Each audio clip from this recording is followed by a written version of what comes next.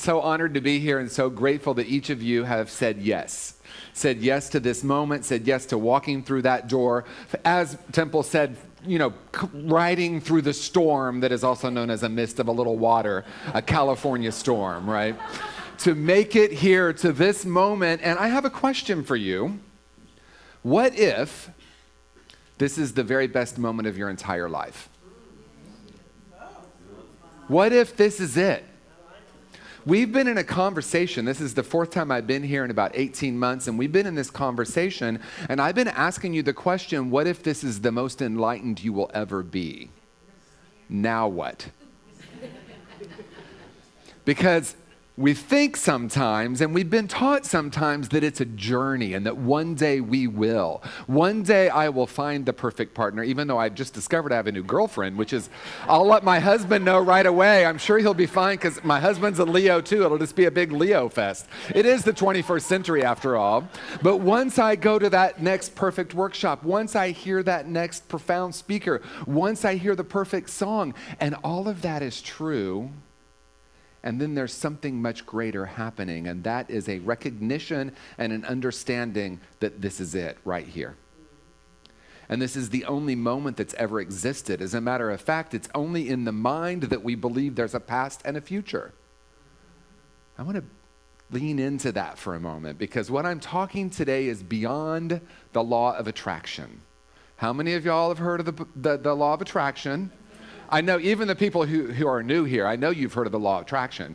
And how many of you have practiced the law of attraction? And how has it worked? It's worked. Okay, great. And has it always worked for you?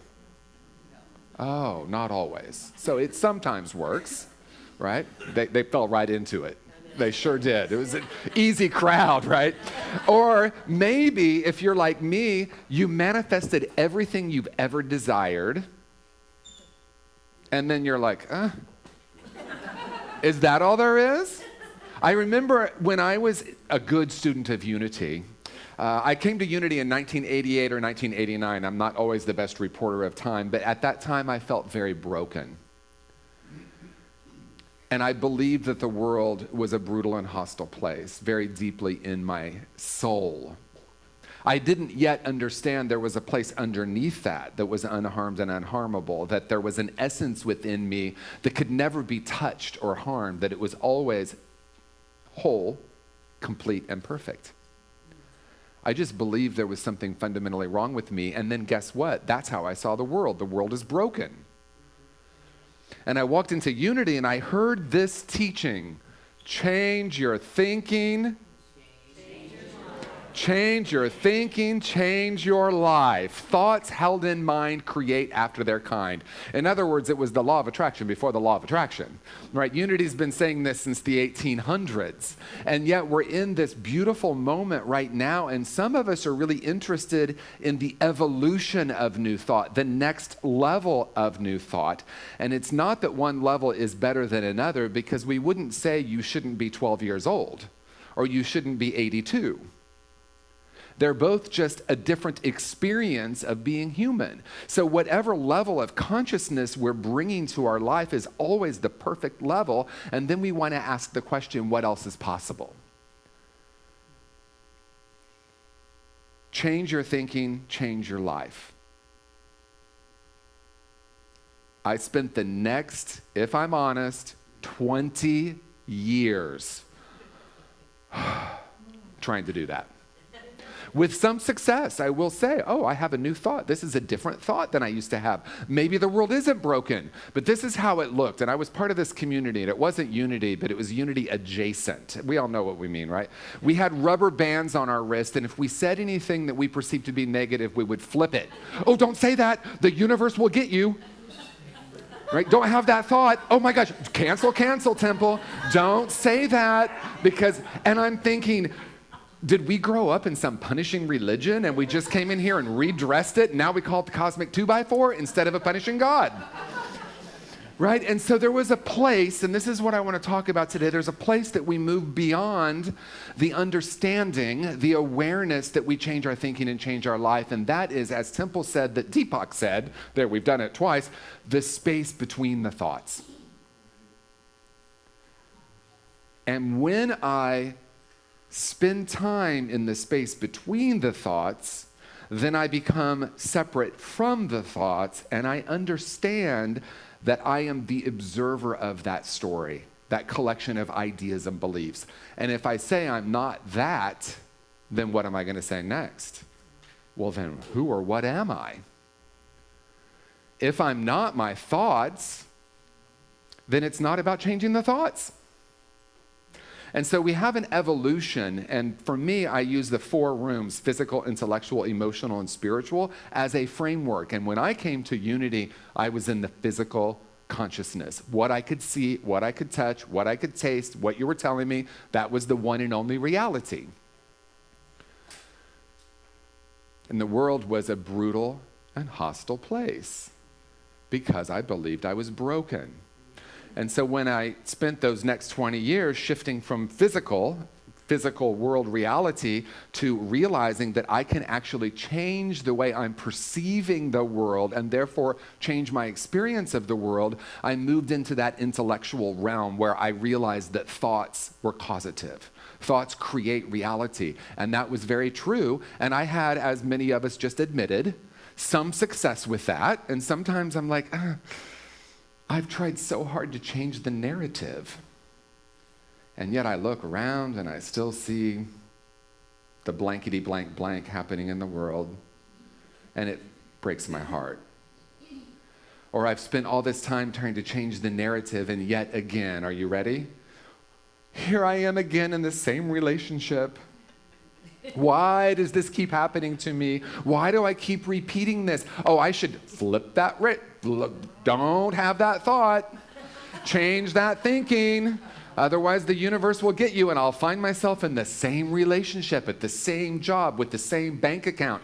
My good friend, Reverend Maureen Bass, one of my Unity ministers in Unity San Francisco in the early 2000s, said, if you look at your bank account, she was Southern, and I loved her accent. I think I said this last time I was here, but it bears repeating for some reason. If you look at your bank account and it's always been small, I want you to say, look how powerful I am. I keep creating a very small bank account. I keep creating lack. Look at my relationships. Are they unsatisfying? Look how powerful I am. I keep creating this same relationship over and over and over again. It's as if I have this psychic ability to connect with that person. Guess what? That's the reality. And it's beyond thought. And so we're in a time of evolution right now within New Thought and on planet Earth, where we're starting to shift into a more emotional awareness. And we're going to move beyond emotions in a minute, but for now we're going to stay there, because a lot of times, you like moving beyond emotions? No, you want to be in these emotions, right? Because if you've been, how long have you been in New Thought? About 3 years. And has there been a big conversation about emotions? There has been. See, we're evolving. Isn't that amazing? Because back when, I don't know what year you came to Unity. 77, we were not talking about feelings. I'll tell you that right now. We were like, don't talk about that, just call everything good. And someone would come and say, I received a cancer diagnosis. And we would say, well, what's great about that? It's really what happened. It is sad. She's a witness. It's metaphysical malpractice, right? Or the ever popular, what did I do to create this? Yeah. And so where we're moving now is we're honoring the emotions as part of the experience of the awakening process.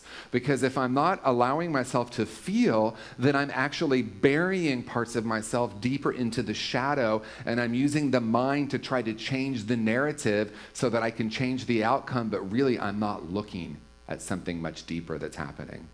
And so for me, the only way out is through, and the way through is to begin to realize that the emotions have a very strong, powerful part in the evolution, the spiritual awakening. It's not about moving away from emotions, it's about moving into these emotions. And then we move into what I really want to talk about today, when we move into the spiritual room, where we begin to understand that we are the space between the thoughts. That it's not actually about changing the narrative, it's about observing the narrative and starting to question everything we've ever done, believed, or perceived. Isn't it interesting that I have this point of view right now? What am I making this mean? Because the truth is, thoughts alone do not create reality. It's the frequency or the vibration that creates reality. So if it's true that we come into the world as effervescent, whole and perfect beings, and as we teach in unity, there's one power and one presence, and this presence is our very life, and that we're emanations and expressions of this power. If that's the truth of our being, then what have we put on top of that? As Rumi said, our job is not to seek for love, but to look at the barriers we put on top of it.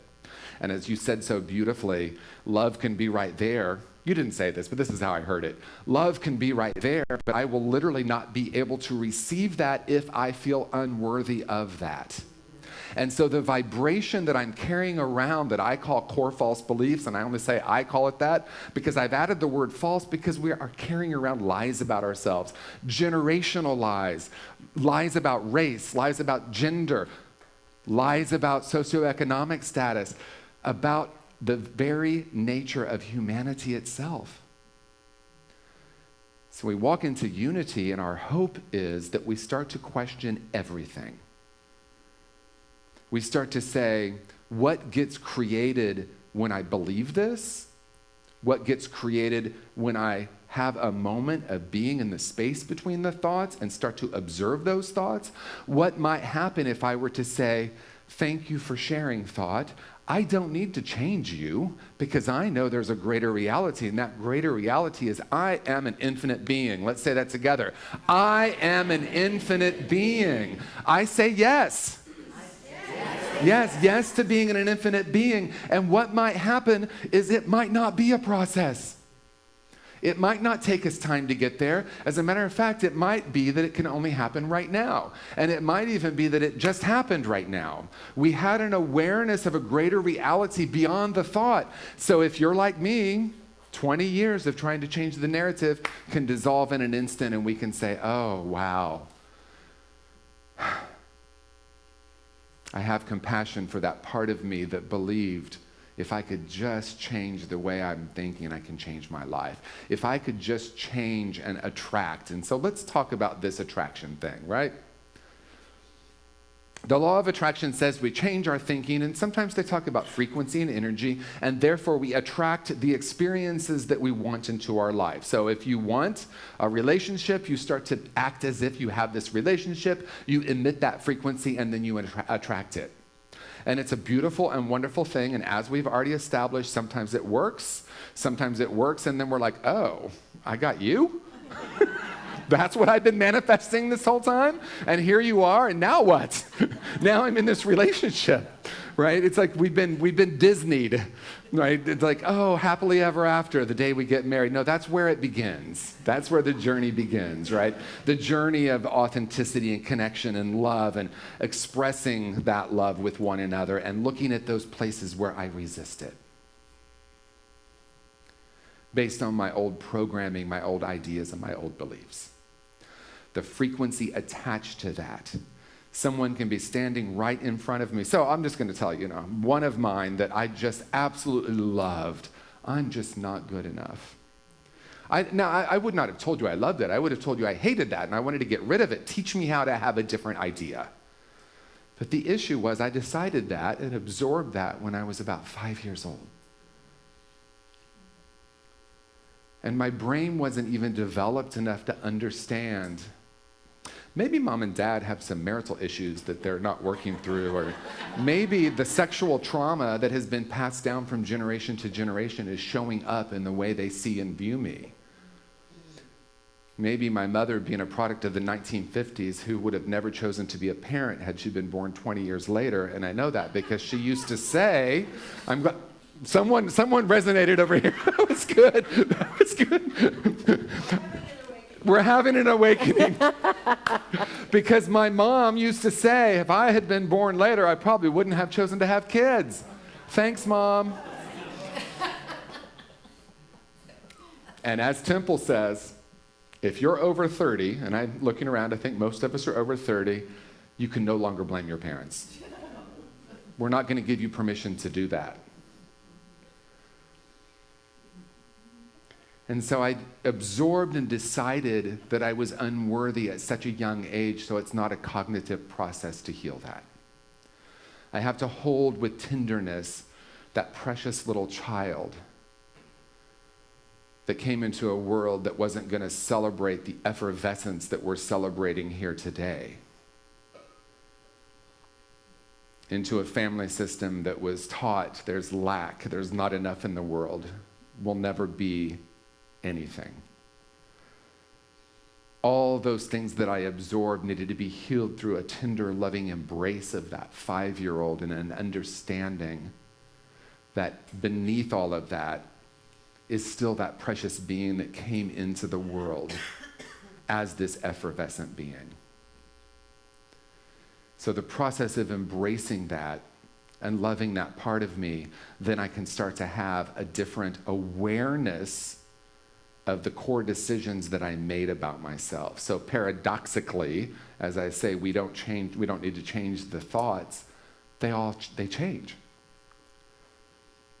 It feels like magic because as I do the deeper healing and understand that I was absorbing other people's stuff, I can remember that precious being before the programming of the world. And that precious being is within every single one of us. And my question at this moment for you is, are you aware of your preciousness right now? I want you to, just for a moment, feel into what that preciousness feels like. See if you can get in touch with that. And I'm going to ask you to simply say out loud to this part of ourselves, I love you. I appreciate you. I honor you. I'm here for you. And it's in that holding and that healing that we understand that the past has been a collection of ideas that we have absorbed from the world. And so my provocative and perhaps controversial statement is you can change the past. Because the past is alive in a memory. It doesn't mean we want to ever say to someone, maybe that didn't happen, but what we want to say is, what did you decide about yourself and what did you absorb when that happened? Do you hear the difference? It's profound. It sounds like semantics, but it's a completely different way of being. Because we say things like, well, we can't change the past. What happened, happened. Let's try to heal that. No, let's say something happened. I made decisions and I absorbed things about myself, and that became the operating system. That became my core frequency and my core vibration. I would walk into a room feeling unworthy, and let me tell you how I managed that. I've got this. I'm so good. I'm so great. Underneath it, I was like, please don't see me. Please don't see this part of me that feels so broken.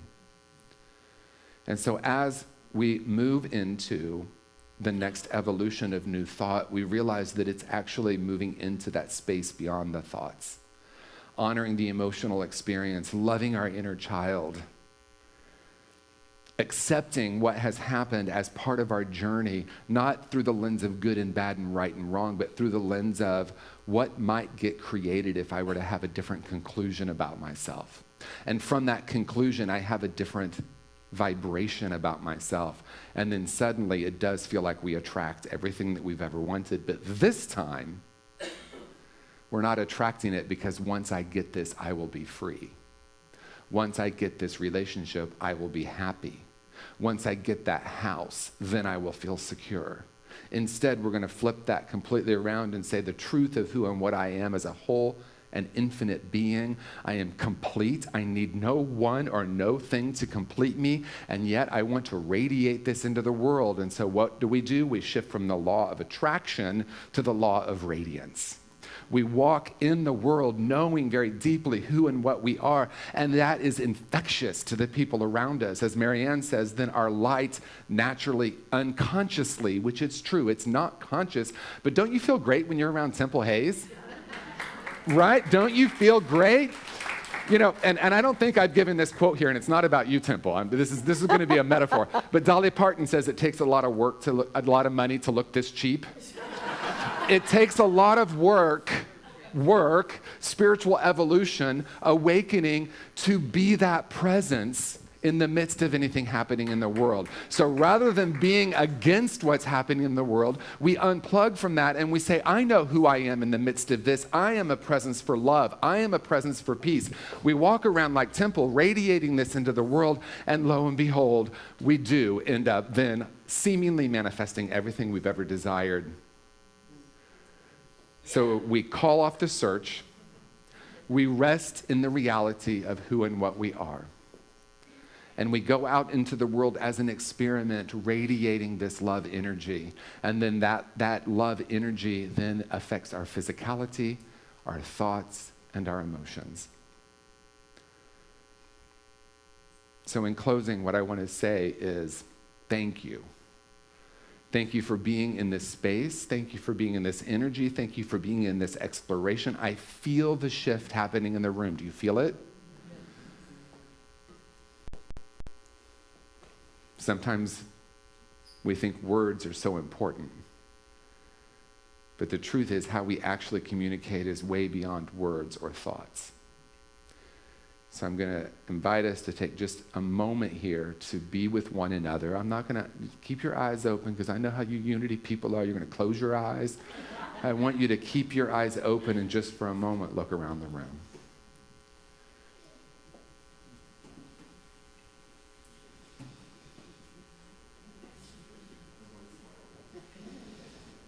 Right? Do you feel that energy? Do you feel that love? This is who and what we've come to be. We're not here to manifest anything. You don't need to attract anything. You understand very deeply who and what you are. You radiate that into the world. Let's take this into prayer for a moment. I invite you now to close your eyes as we take a nice, deep, conscious breath. How grateful I am to know that there is one power and one presence. And to know that this power is my life, and it's the life of each and every person in this room, anyone watching right now on Love Stream, and every being on planet Earth and beyond. It's the very essence of our being. And because we know this, and because we've come together here today together to affirm this, to know this, to celebrate this, and to play in this field of infinite potentiality, we have just experienced a profound shift. We know who we are. We are love. We are light. We are joy. We are happiness. We are peace. And so we go out into our day, into our world, being this love, being this peace, being this radiance that we are.